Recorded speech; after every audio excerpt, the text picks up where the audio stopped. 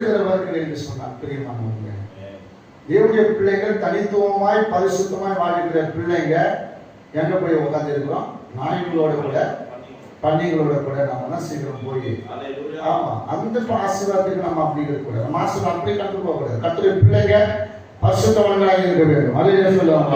அப்ப நீ அவரை நோக்கி என்ன செய்ய சொல்றாரு? என்னை நோக்கி கூப்பிடு, அப்பொழுது நான் உனக்கு என்ன செய்வேன்? உத்தரவு கொடுத்து நீ அறியாததும் உனக்கு பெரிய காரியம் செய்வேன் சொல்றாரு. ஏன்? ஏசாயா 58:9 வாசிக்கிற பொழுது,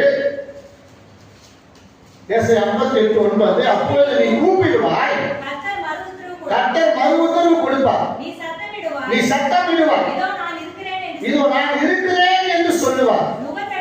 நுகத்தடியையும் விரல் நீட்டுதலையும் நிப சொல்லையும் உன் நடுவில் இருந்து அகற்றுவேன். ஹல்லேலூயா சொல்லுவோமா? யாரும் உங்க நிப சொல்ல மாட்டாங்க. என்ன சொல்ல மாட்டாங்க? என்ன சொல்ல மாட்டாங்க? என்ன சொல்ல? நிப சொல்லு, விரல் நீட்டி உங்களை பேச மாட்டாங்க. நுகத்தடி, உங்க மேல இருக்க சாத்தான நுகத்தடிகள், பொல்லாத நுகங்கள் உங்களை விட்டு என்ன செய்யணும்?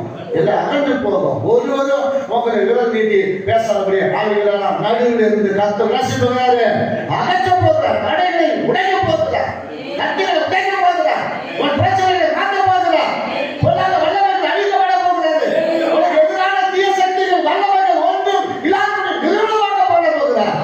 அவன் கர்த்தர் அழிக்க போகிறார். அப்ப நீ என்ன செய்ய சொல்ற?